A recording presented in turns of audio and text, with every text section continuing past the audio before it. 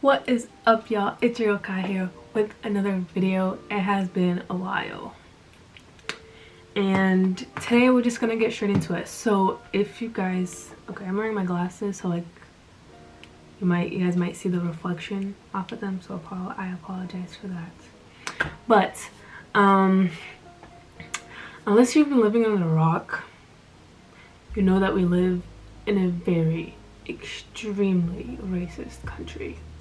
Whether you like it or not, it is what it is. And honestly, I have no good excuse as to why I haven't addressed this earlier. I literally have no excuse. I haven't been putting out content. I have a bunch of videos just ready to be like, they're all uploaded on YouTube, just ready to be made public. But with everything going on, I didn't want to, I don't know, I just didn't want to pretend like everything is like fine or everything is normal when it wasn't, especially during this whole thing that's been going on for the past few weeks. I could have gone out and put this video out earlier, but I didn't. And I don't know, I had seen a lot of like tweets and stuff on Twitter and Instagram about like influencers, and I don't consider myself an influencer. Like I don't have that great following. That's no excuse. I still could have put out content, but I just wanted to address that. Yeah, I just wanted to address that. So today's video, as you guys can see by the title, is about the University of Massachusetts Amherst. If you don't know, I attend the University of Massachusetts Amherst, most known as UMass Amherst. Like, it's plain and simple. UMass is a PWI. It's a predominantly white institution, and that is what it is. Like, at the end of the day, yes, there are black students and black professors, some black professors, but there are black students who attend the university.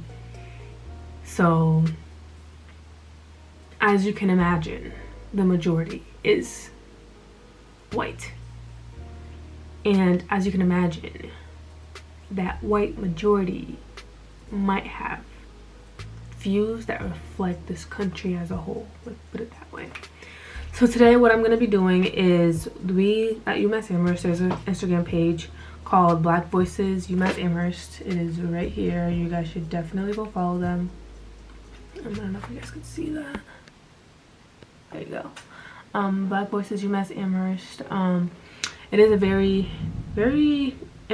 like, it's a very good Instagram page. Like, I'm actually lighting, and you just fix yourself. Okay, good. So what happens on this Instagram page is students go on and pretty much like give a testimonial almost. So it's like what they have encountered with racism at UMass Amherst.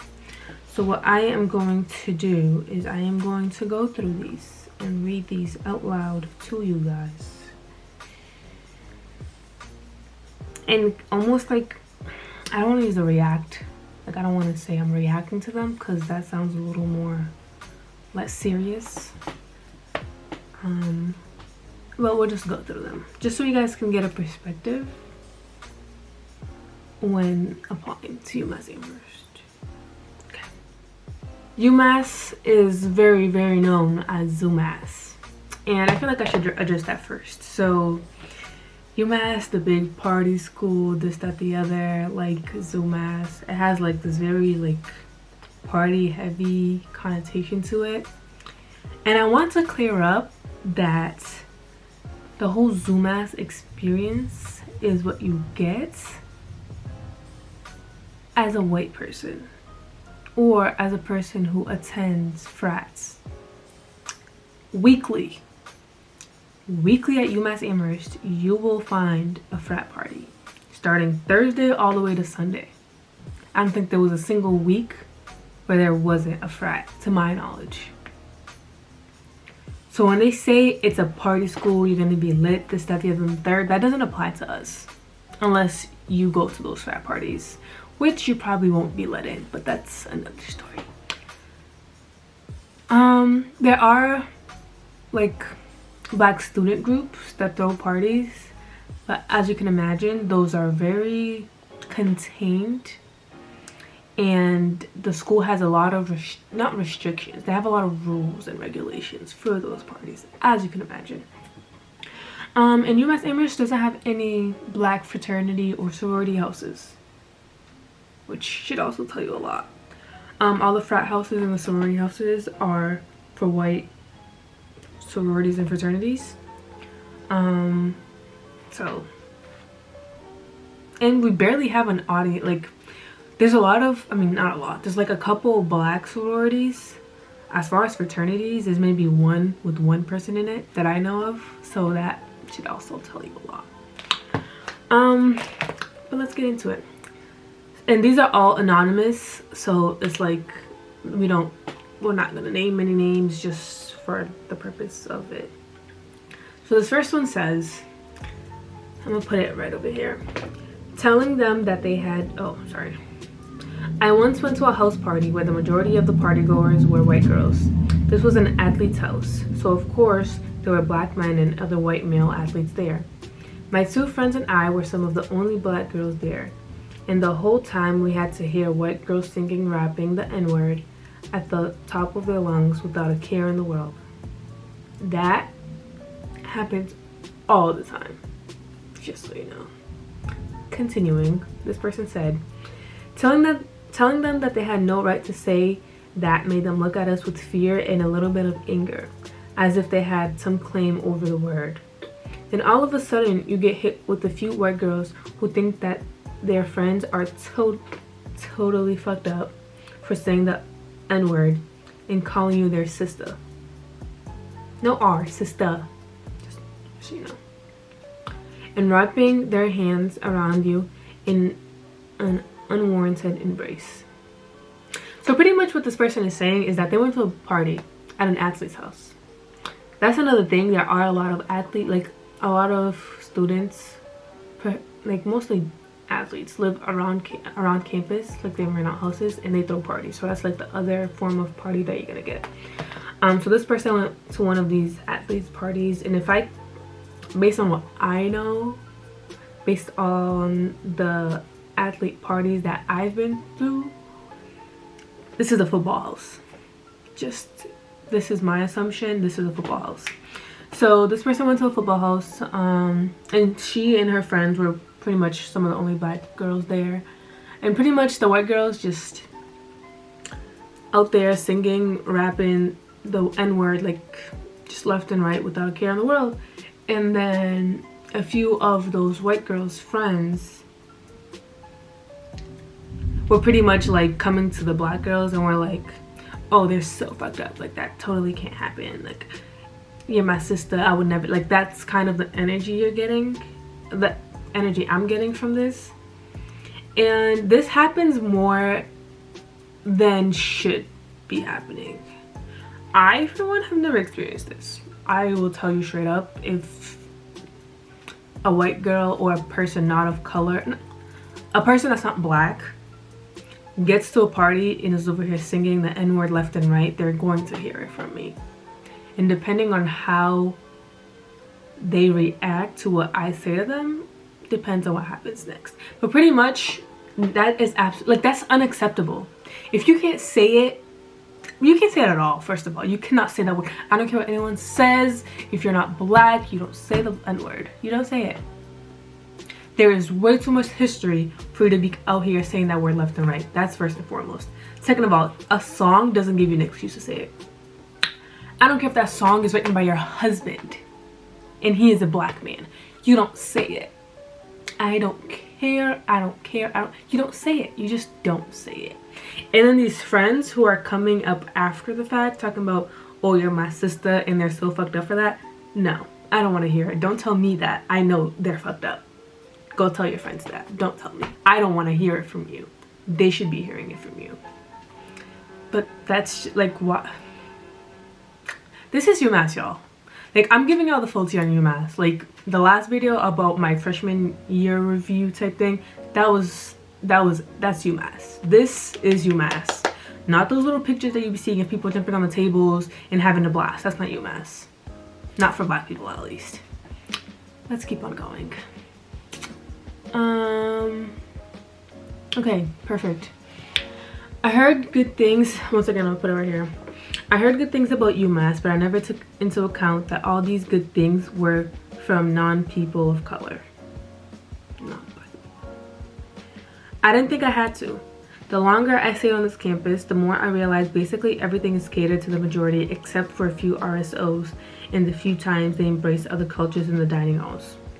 The longer I stay on campus, the more I realize that I was a minority that looked good on paper. I was just a person that they could use to say that the campus was diverse. UMass isn't catered to all people. It is not for us. I wish I was at an HBCU. HBCU, if you don't know, is a historically Black college or university. That is 100% true. I agree 100%. UMass Amherst isn't designed for Black people. We make them look good on paper. When actually, let me Google how like the diversity of UMass Amherst, because I don't even know. And honestly, I agree. I wish I was an HBCU. I very much wish. I remember in high school when I was applying, a lot of my teachers was like, oh, it's not realistic. The real world isn't all, the real world isn't all Black, all this, all that. And I wish I didn't listen. I truly wish I didn't listen. But okay, so I got the UMass, University of Massachusetts Amherst diversity, 64% white. Let that settle for a moment. 64% white, 10% Asian, 6% Hispanic, 6% international, 3% two or more races, and 4% Black.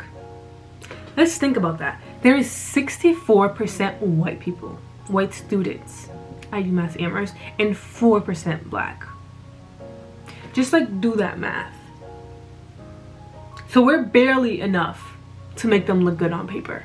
Just barely. We're just there so they have a percentage. That's literally it. 4% Black. So 96% other. 64 of that 96% being white. Just let that resonate for a little bit. Just let that sink. Just let that sink in. This person also said that the longer I stay on campus, the more I realize basically everything is catered to the majority except for a few RSOs and a few times they embrace other cultures in the dining halls. That is true. They have like this whole like dining hall thing where it's like they have an Asian section, they have a Hispanic section where they serve like, could you be any more like tacos in the Hispanic section? Like, are we kidding? Are we kidding? Like, who makes these menus? Are we joking? And there is a large portion of international students, majority from Asia, which explains the really big, I would say, Asian cuisine, as they call it. So they have like stir fry and sushi and things like that. And you know the Black food, so you know your fried chicken, your like all of that type of thing. Guess where they have that? Chicken and Co. And guess what you have to do to get some of that food? You gotta pay for it. That should tell you a lot. They also make you pay for things like Mediterranean food in Blue Wall, which are supposed to be the healthier options, but nonetheless. Once again, UMass isn't catered to all people. It's not catered for us. It's not. Like, I'm there. There's nothing I can do about that now. But if you're like a junior, because I know the seniors who just graduated from high school this year, they pretty much already know where they're going. But if you're a junior, I would highly consider that, because I wish I did. I wish I looked more into the diversity of the school. I didn't. That's on me. Let's get going. My freshman year, I had a whiteboard on my door. I came to my room after hanging out with some friends, and someone wrote my name, like their name, is a N-word, is a nigger, hard R, on my whiteboard. My RD is a residential director or something. Then held a floor meeting, and instead of leading it, she tried to make me educate my peers as to why calling me a nigger wasn't acceptable. Then Reslife tried to punish me for having a whiteboard on my door. Like, do you guys see this? Like, someone on my floor, there was a whiteboard on one of the rooms. And like, they used to have polls and all this type of thing. This person had a whiteboard in their room, on their door. And someone wrote their name is a nigger. And then they had a meeting for this person to explain why that's offensive. Like, is this guys, when I read these, like, I really could not believe this stuff. And then they want to get her in trouble for having a whiteboard on her dorm door. Like, I'm just appalled. Like, let's keep going. On the first day of orientation, a student came up to the group I was in and started engaging in conversation with us. I spoke about how excited I was to have been given the opportunity to attend this college. And then the student, which might I mention is white, said, yeah, it's a good thing the school has let in a few black kids. Otherwise, you wouldn't be here.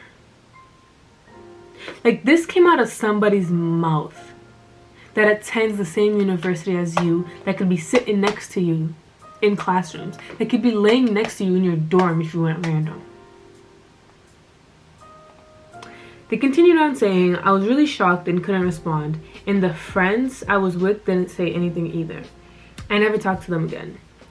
It became one of my biggest anxieties throughout my 4 years. Did everyone think I was a charity case? And this person just graduated last year, because it says anonymous class of 2019. What I want to know is, because for orientation, they have like the orientation leaders. Like, I really want to know what that leader said, if anything, because I would not be surprised if they didn't say anything. But it's a good thing the school has let in a few black kids, otherwise you wouldn't. What are you trying to say? That's what I would have asked this person. What are you trying to say? That I'm only in here because I'm black? That I'm not here because I'm smart, because I know what I'm doing? Because that's what I'm receiving from this person's message. It's a good thing the school has let in a few black kids, otherwise you wouldn't be here. That's interesting. Another one, right? Oh no, I just read that one.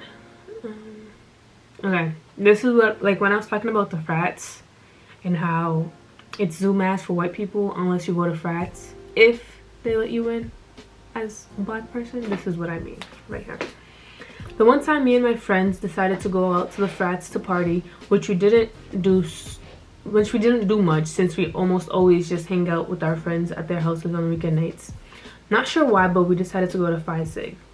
We waited at the door for them to let us in, but they just ignored us and kept letting other white girls and guys in. They acted like we weren't even there. Eventually, they just told us sorry, we're at capacity, when they had just let in a huge crowd. At that point, we decided to go back to our dorms and stay in for the rest of the night. You have no idea how much that happens. No idea. One of the things that these frats do is like the ratio. Like, you have to have like 5 girls and 1 guy to like enter. And this doesn't surprise me one bit. Because if you're doing this ratio thing with genders, what are they doing with race? 50 white people for 1 black person? Like, what are... And it's like, the school can't do anything about it. They already gave them the frat house. And the frat house is theirs. They do what they want, for the most part. And so, sorry, we're at capacity? You weren't at capacity like 5 minutes ago when we just got here. And we're waiting there. This is UMass. Just in case you were wondering. On to the next one. I was leaving the Prince dorm alone after studying with one of my friends. I walked past the lounge and there was a group of kids sitting on the couches, and I heard someone say, "Hey, stereotypical black name." What they mean by stereotypical black name is like LaQuisha, or like some name is like that they think every black person is named that. I stated that that wasn't my name, and he started to list out more stereotypical black names. The group of friends he was with started laughing and said nothing. That's something that still hurts me to this day. Like, these are people that are being like, these are like true stories that people are expressing anonymously, should I add, anonymously.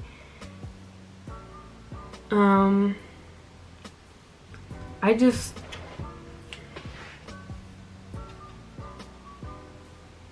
and the fact that she went, or whoever this person was, went out of the way to say that wasn't my name. Like, it's sad that she has to say that. It's really sad that she has to go out of her way after being called, or he or she being called, a stereotypical black name, that she needs to like mention, explain that that's not her name. I just think that's sad. Next one. I grew up in a diverse city where I had a constant source of representation. It wasn't rare to see someone with hair or skin like mine. Racism wasn't a foreign concept to me, but I've never seen it made so subtle until I went to UMass. Suddenly, I was the only black girl in all of my classes. I could count the rest of the people of color on one hand in a 60+ class. Hate has no home at UMass, but I realized that statement didn't apply to me. There is a clear difference on how I am treated compared to the rest of my peers. I too grew up in a very diverse city. I live in Brockton, Mass. One of, I want to say, the most diverse. Actually, I don't know if that's a fact, but I would like to think, I think seeing the other cities in Massachusetts, it's definitely up there in people of color and black people in general. There's a lot of black people in Brockton. Racism wasn't a foreign concept to me, but I've never seen it made so subtle until I went to UMass. UMass has this thing called, like, what I say, hate has no home at UMass. I think that's bullshit. I sincerely think that is bullshit. Oh, that wasn't even it. That wasn't even the end of it. So she also went on to say, I was doubted and ignored until I started to demand for the same respect as my white peers. I rarely feel like a classmate to most. My professors made me feel dumb, and I believed them. I had an unstable dream about my college education for years, and suddenly it felt pointless. Like, it's really sad that people feel this way. Like, we go to, like, we studied our asses off in high school just because they didn't think we could graduate high school. They didn't think we could even get, like, we got through 4 years of high school with the good grades, got into a school like UMass Amherst. Whether it's for their numbers of black people or for our grades, I guess we'll never know. But I'm pretty sure they wouldn't accept someone with a 1.5 just because they're black, but it wouldn't surprise me if they did. And then you get there and your teachers and your peers don't. This just baffles me. This truly baffles me. I was in an English class where there were 14 people or 16 people or something like that, and there was 2 black people, me and another gentleman, me and another guy. Two black people. And I've been in lectures of like 300+, and call it what you may, I look for the black people. I look for allies in my classes. I don't know what that makes me. I look for allies. Because like most of these people have said, I don't want to be sitting next to someone who doesn't think the same as, like, who think they're better than me because of their skin. I'm sorry. I am so sorry. I have not, like, I know not every white person is racist, but if I walk into a lecture hall and there is an empty seat next to a white person and an empty seat next to a black person, you bet I'm going next to that black person. I don't care. They could be racist, but I will find out and I will move to sit by myself. I'm sorry. That's just how I am. If that makes me some type of way, if that makes me a type of person, then so be it. Another one. Alright, this is gonna be the last one only because I don't want the video to get too long. But this one says, I am a rising junior and sometimes on weekends I work Uber Eats just to make some bread on the side. One rainy Saturday night, I decided to go out and work. After a couple orders, it started getting late and the rain began to really pick up, so I decided to do one last trip. I picked up a very large order from McDonald's and went to deliver it at one of the college dorm. At the honors college dorm. When I get there, 2 guys and 1 girl who were clearly drunk came to pick up the order at the door. Right when they saw me, they started yelling at how I forgot their drinks and began using a lot of profanity. They didn't even give me a chance to explain myself or even talk. I then very clearly heard one of them mumble stupid N-word to me. Now I'm the type of person who doesn't accept I can't read. Now I am the type of person who doesn't take disrespect from anyone, let alone racist white folks. I very calmly asked them to repeat what he said to me, and they all started to act like he didn't say anything. This was the final straw. I snatched that McDonald's bag from his hands with quickness, might I add, with quickness. Hopped in the whip and drove back to my dorm. As I was eating his order in my room, I started to reach in for the fries that fall out of the fry package into the bag. This is when I found the receipt, and when I looked at it, he hadn't even ordered any drinks. Like, can you imagine that? Like, going out of your way to make some money on the side as a college student and doing Uber Eats, putting miles on your car, and then when you get to someone's house to deliver the food that they ordered, not even, hello, how are you? I think you forgot our drinks. I'm gonna double check if the order for the drinks was... None of that. They just went straight to how she forgot his drink or he forgot their drink. And then you want to mumble the N-word? If you're gonna say it with your chest. Say it like you got a pair. Like, come on. If you're gonna say something like that, make sure I hear it. I want to hear it, so there's no doubt in my mind when I know what I heard. And as this person should, I'm gonna say she, just because of the way I'm reading this, it could very well be a guy. This person said, this was the last straw. I snatched that McDonald's bag from his hand with the quickness, hopped in the whip, and drove back to my room. As you should. I would have done the same thing. Excuse me, what? What did you say? Okay, great. I'm gonna take this to go. Because there is no way in hell that you're gonna disrespect me after I just drove to pick up food that you couldn't go pick up yourself. And yes, you're paying me, but that's the least you could do. I bet you, like, they weren't even considering a tip. That's just my assumption. And you hadn't even ordered drinks. Like you're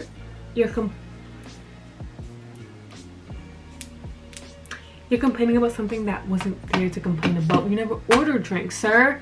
You never ordered them, so why, like, and by the looks of it, you have enough drinks if you're drunk. Just saying. You look like you have plenty to drink. You have had plenty to drink. You don't need any more drinks. I'm gonna cut it here, but you guys definitely go follow this page. I'm gonna put it again on the screen. The Instagram page is Black Voices UMass Amherst. Right over here. I'm gonna put it like over here, like a better picture. You guys go follow them if you're thinking about attending UMass Amherst, definitely something you want to consider as a Black person, I would say.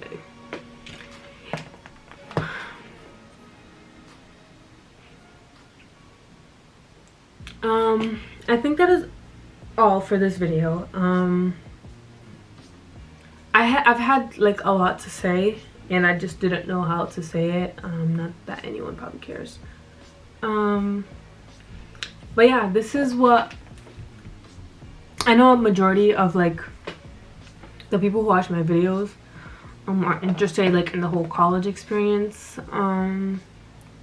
And I think this is part of the college experience. This is something that you should be very well aware of entering any university. I wish I was more aware, because I can truly say I think I would not be attending UMass Amherst if I knew. I don't care if it was freaking Harvard. Like, I don't care. I hate being around negativity, especially when it's racism. It's 2020. Our ancestors are probably rolling over in their graves thinking like if they knew this was still happening. But that is all for this video. Thank you guys so much for watching. If you got this far, don't forget to hit that subscribe button right there and support Black businesses, please.